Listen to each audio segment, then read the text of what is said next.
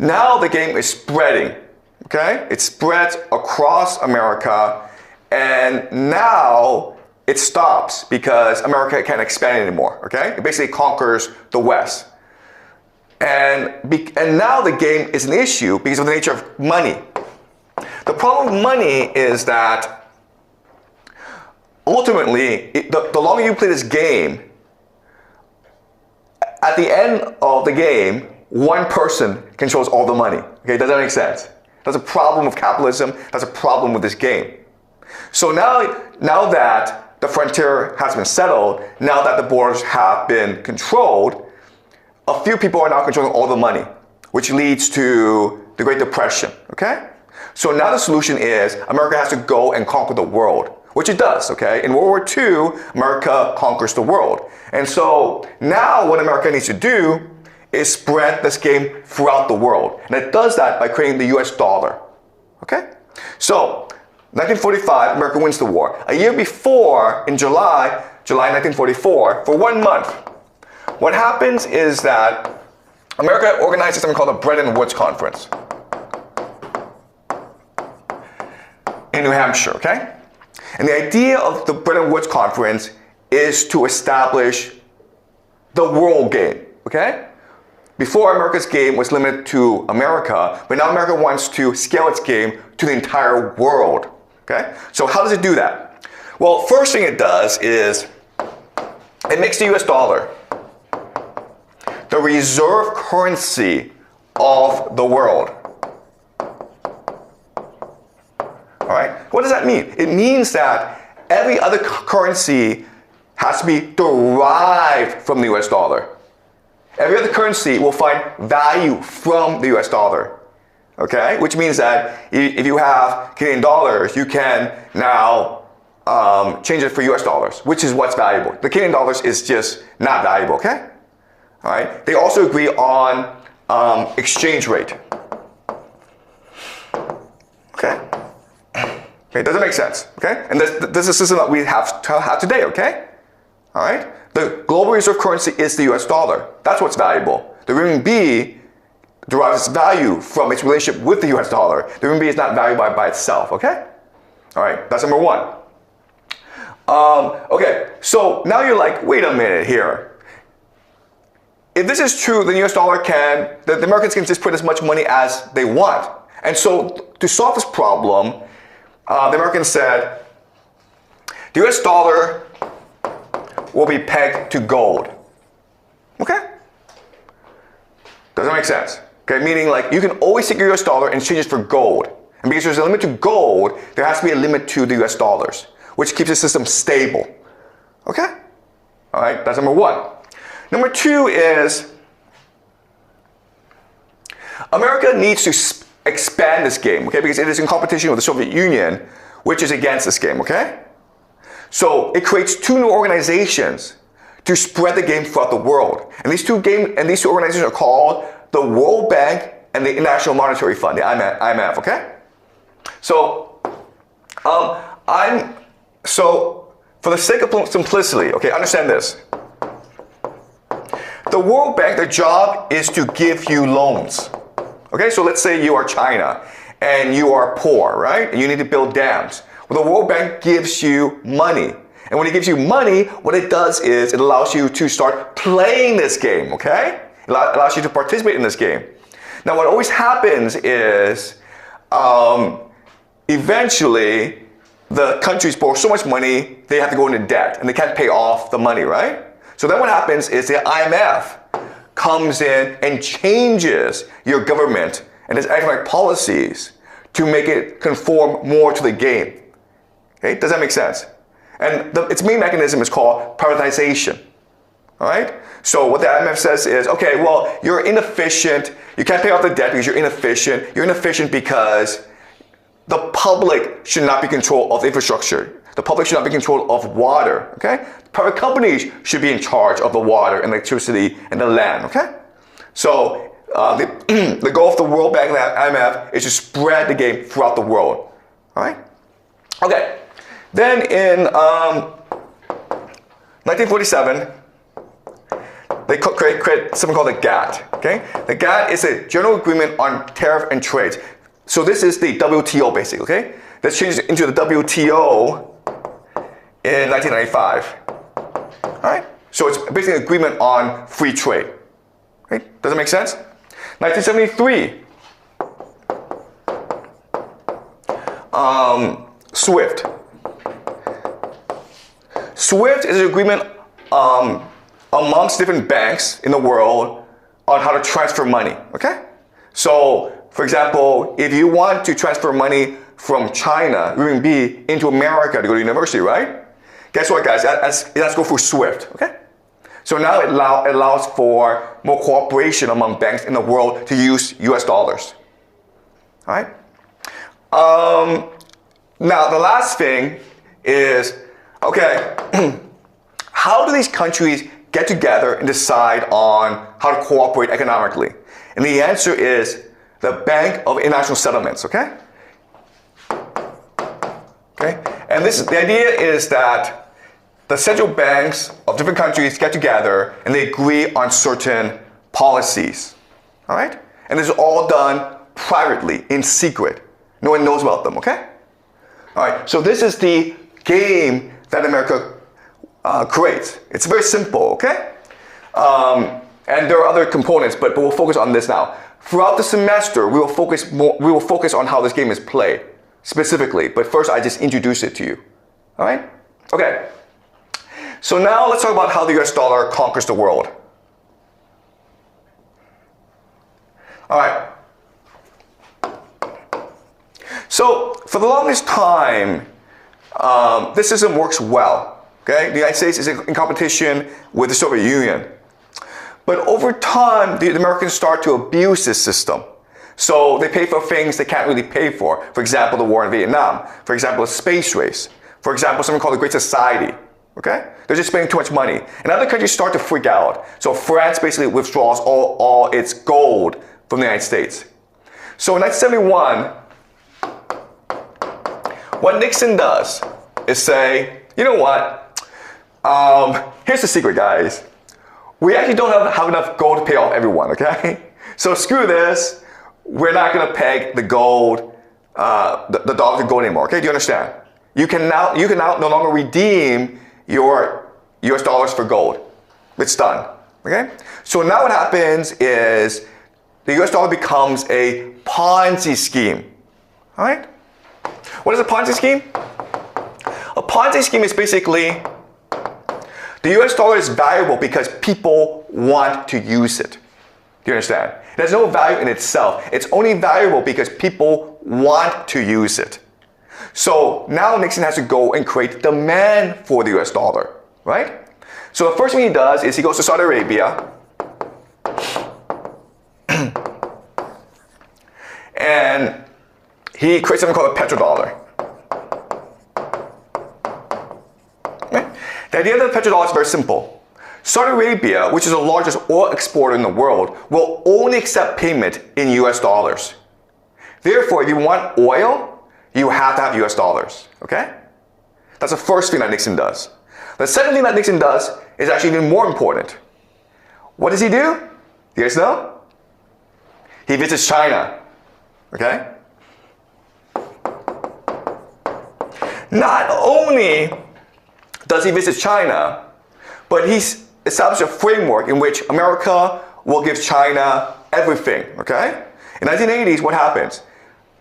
America gives China its market access, right? Now, US consumers can buy goods from China. That's a huge deal, guys, okay? That's number one. Number two is America gives China FDI, technology, education. All right? Imagine what happens. America gives foreign investment to China, gives all this capital to China, gives all this technology to China, right? All these military secrets that America has, it gives to China for free. And not only that, but America educates the Chinese elite. Okay, 1980s, all these Chinese students for graduate school go to America to learn American technology. Okay? And the third thing, and this is the most important, is military protection. All these conflicts that China has with Southeast Asia, with Japan, Vietnam, America will now protect China. When Chinese ships export goods to Europe, Africa, and the United States, the US Navy will now protect these Chinese ships. Okay, do you understand? And you're like, oh my God, America gave China everything. America made China rich. Why would America do that? And there's one answer, and only one answer. It's to make China use US dollars. Okay? It's that simple. Okay? So now when China trades with the world, it gets US dollars in return. You understand? Okay? And the entire idea is to make the world addicted to US dollars. And now that the world is addicted to US dollars, now that the world depends on US dollars, America can now control the global economy, okay? So in 1991, the Soviet Union collapses, okay? And now America is the only game in town. There's no one who can challenge the supremacy of the Americans. And so now what happens is America creates something called the New World Order. The New World Order is based on global trade. But because the United States controls the US dollar, it can now control something called pricing. Pricing just means that the Americans can decide the value of everything, okay? So what America does is create a price hierarchy. So at the very bottom are resources. Above that is manufacturing. Then there's knowledge. And then finance. Okay? This is the price hierarchy for the world. All right? And it divides the world into a division of labor. Okay? So, what is resources? Well, guys, it's Russia. Okay? Does that make sense? Russia, Africa, South America. What's manufacturing? China. What's knowledge? Europe. And what is finance? America. Okay? Does that make sense?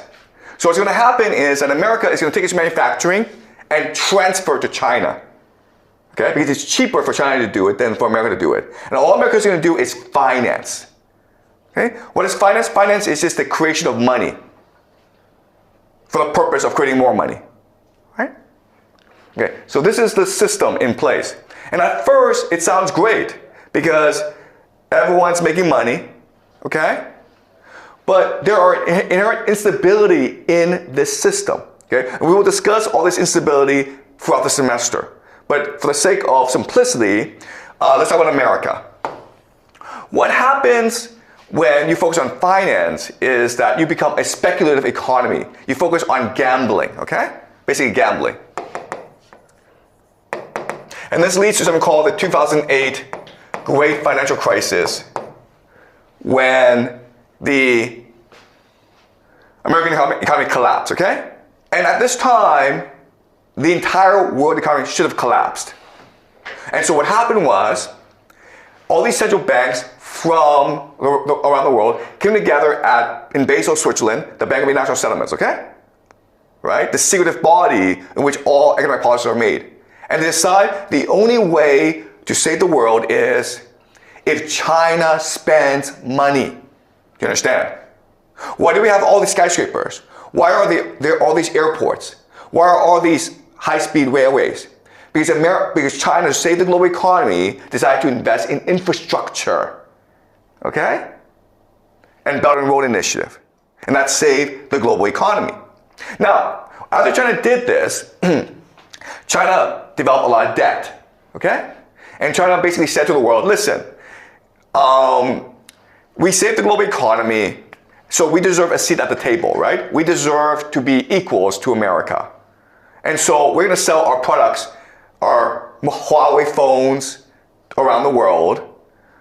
We're going to compete with America for global dominance. And America said, screw you, okay? And that led, of course, to Donald Trump, 2016, Donald Trump. And the first thing Donald Trump did, of course, was initiate the US-China trade war, right? China wants to be an equal to America. America says, nope, screw you, we're going to destroy you, okay? So America tried to sanction China. America tried to blockade China, okay? So we'll discuss this again later on throughout the semester, okay? Then what happened, of course, is 2022, Russia invades Ukraine, okay? So what Russia is saying is, you know this price hierarchy? Screw this, okay? Because guess what happens, guys? If you don't have any resources, this system doesn't work, okay? Try manufacturing without any resources.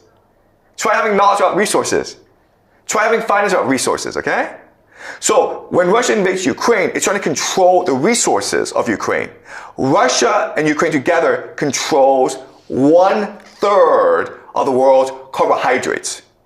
Africa, the Middle East, starves to death without Russian and Ukrainian grain, okay? Does that make sense?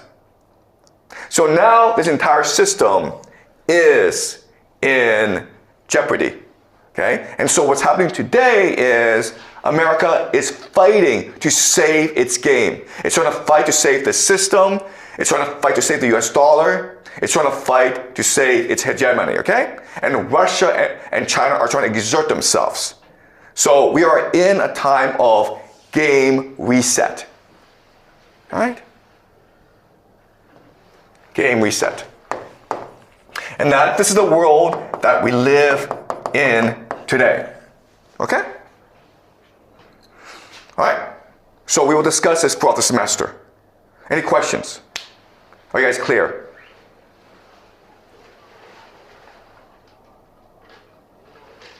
All right. So I know this was a lot to take in, but we'll go into the specifics throughout the semester, okay? We'll go and we'll apply it to current events to explain why this is happening. Any questions? Okay.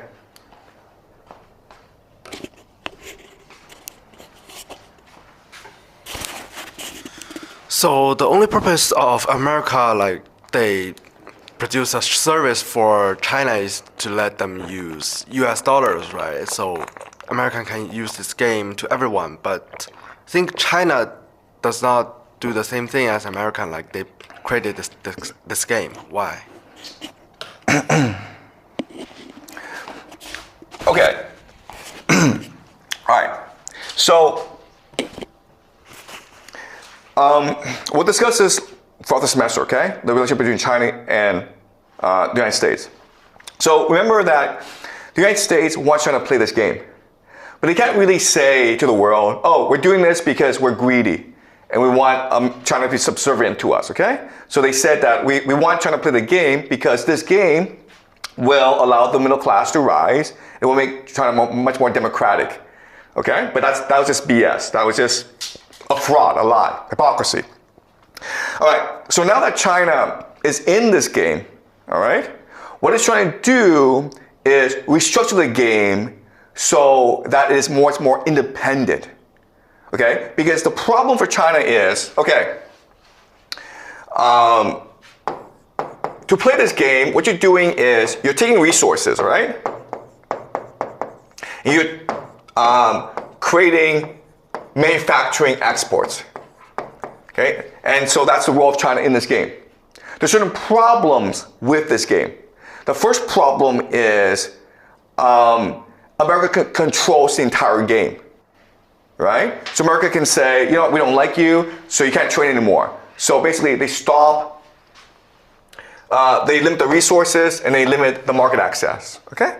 So what China needs to do to survive is the idea of diversify. Create markets outside of the United States.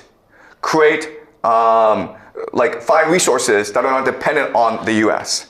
Okay, so that's a game that China is playing. And that's the idea of BRICS. Okay? We will discuss BRICS later on.